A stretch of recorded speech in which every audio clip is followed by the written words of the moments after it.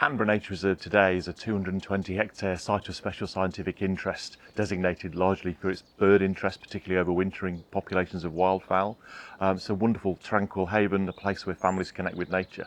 But the history of the site is very different. The site is a former sand and gravel quarry, and the actual nature reserve, the fight for that came out of a plan to fill the quarry lagoons with ash from the power station behind me, the Ratcliffe-on-Soar power station, back in the 1960s. When that plan was proposed, local residents were absolutely horrified at the prospect of losing what they were seeing as an important green resource. So it was a very early fight. The wildlife trusts were a developing movement, and the fight to save this site actually led to the formation of Nottinghamshire Wildlife Trust. So this site and the trust sort of share our DNA, very much about people's appreciation of nature, but also the fact that people are willing to stand up for and campaign to safeguard nature.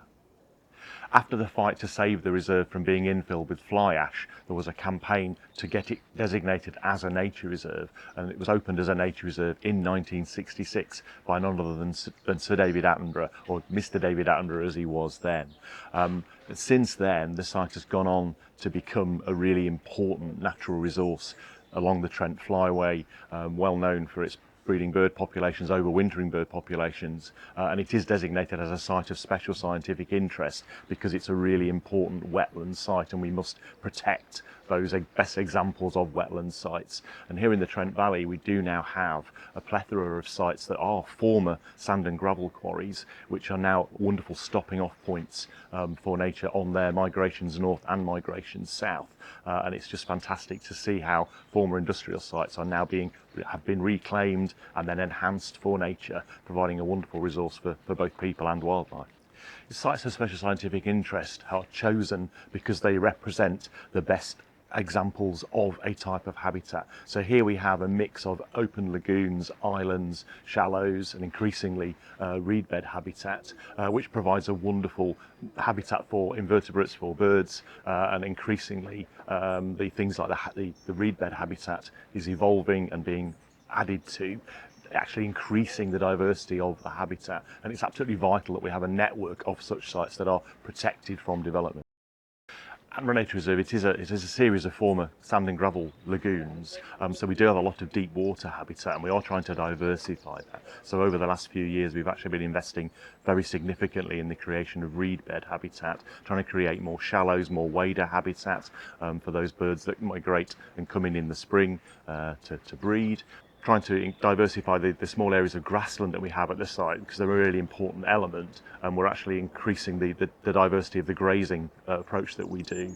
So we've recently invested in something called no-fence collars, so we can actually have our cattle, particularly across different parts of the reserve, gives us more flexibility as to where they can actually access to graze, because they create a much more diverse sward, better habitat for invertebrates. We've also been investing in things like turn platforms, and also we're trying to, at the moment, one of the problems we have is such a popular nature reserve, we do have some conflict with irresponsible dog owners and dogs off leads. So following on from a major engagement program we had, a listening exercise called Attenborough for All, one of the big flags that people highlighted was this conflict with dogs off leads. So we're actually doing a major engagement piece to try and encourage people to keep their dogs on a lead and to explain that this is a place to come and enjoy and bring the family, but it primarily is a nature reserve. So we're just trying to ensure that people keep their dogs on the lead, so they're not disturbing ground nesting birds. So quite an education piece to explain that, you know, many of the birds we have here do nest either on the ground or very low down in the scrub. A lot of the visitor pressure here is very concentrated on the network of paths. So obviously that means with the number of visitors we get, that whilst individual dogs might not be seen to be causing immediate disturbance, there are just so many dogs passing through. You know, I'm a dog owner, many of the staff are dog owners. We want to welcome owners with their dogs, but that is a major programme for us, our Lead by Example campaign. The wildlife here at Attenborough is very diverse. It's often been written about as one of the best places in the country to see a kingfisher, and that link between people being able to come and see and enjoy nature. Great crested grebes are one of the iconic species of the reserve.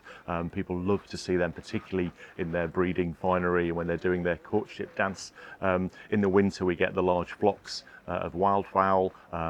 This year we've seen an increase in the number of lapwing coming in as well. There's a real mix. Where we are in the Trent Valley, we get birds passing through on both northerly and southerly migration, but also the fields on the other side of the river are very important for the grazing flocks of geese and for the swans that come here.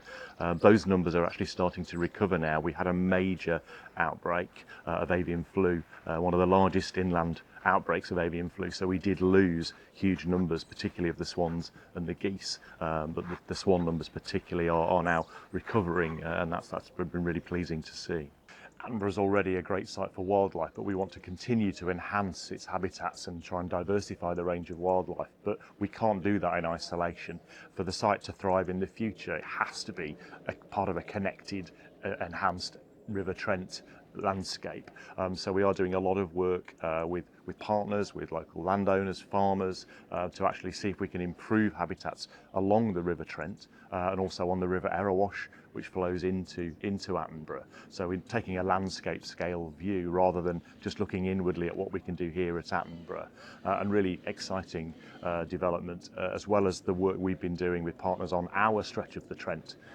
We are now working with other wildlife trusts to actually look at the whole of the Trent catchment from source to sea, in terms of what we can do in terms of enhancing its benefits for nature, its benefits for people. So that's a really exciting new initiative.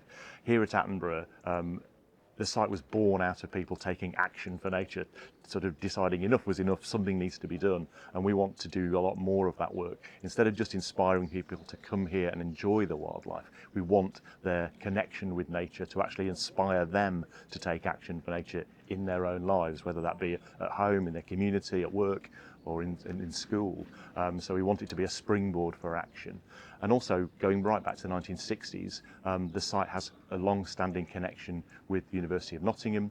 We now work with both the University of Nottingham and Nottingham Trent University, and we want to build on that heritage of survey and research. And actually, we see the site as a research hub, as a science hub. We want to be not just studying the wildlife here, we want the site to again be a launch pad for research into solving some of the environmental problems that we have, highlighting how we can deal with pollution, deal with climate change, how we can perhaps fast forward and advance habitat restoration. So we want to build on those 6 decades of research and study, but actually looking at again more of the landscape and global context.